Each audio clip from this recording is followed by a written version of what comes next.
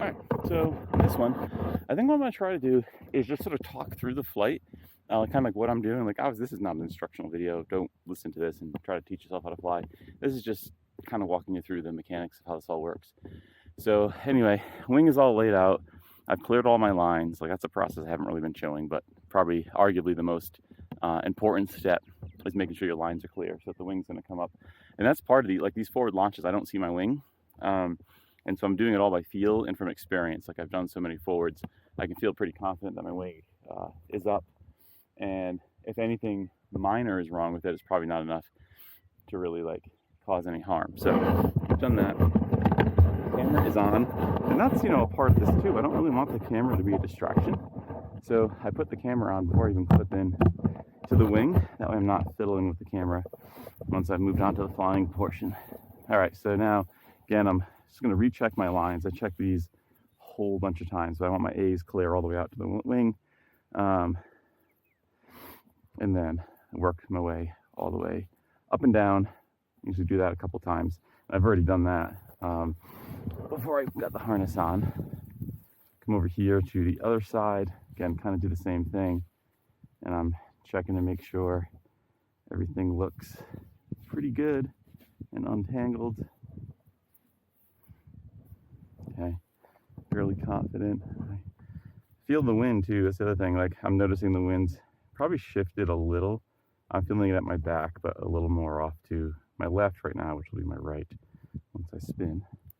All right, I've got my lines clear. A's are on top. Left twist. I have to do that twist because I'm going to spin around, and I don't want to be clipped into the wing backwards. And I'm making sure that I don't undo my twist as I clip into the carabiners. All right.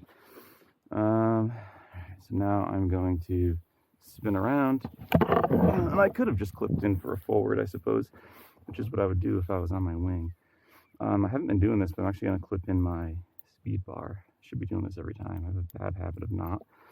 On a sled ride like this, like, the odds of me using the speed bar are almost like 0%. I'm just not really high enough to be safe, but it's a bad habit not to be clipping in. All right, so brake in the left hand, I'm looking, make sure that my brakes don't have any twists. Same thing on the right. I'm clear from the carabiner all the way down to the brake handle or brake toggle.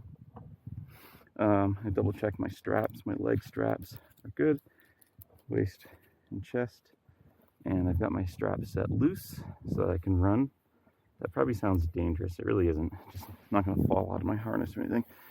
It just means the straps will let my legs move a bit more freely. Make sure my phone's not going to fall out of my pocket. Oop, I have a broken zipper on that pocket. All right.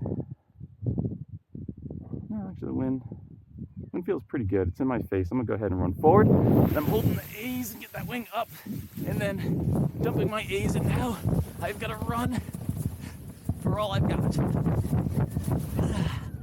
Okay, I'm in the air, coming down to the ground, back in the air, little taps of brake here. All right, so I was able to keep myself up in the air with just a little tap of brake. And now I'm just gonna fly out, get my hands high so I get some speed. There we go. So I got a little bit of lift. Whew, a lot of lift actually. But I'm gonna come back out of that and into this field. So my hands are up high, but now I'm going to start coming into my brakes. Deep brakes, hold those deep brakes. I flared a little early, not too bad. Spin. Try to get this wing to come down. All right, well, a little side cobra is better than coming down on the nose. And so that's kind of the anatomy of a flight.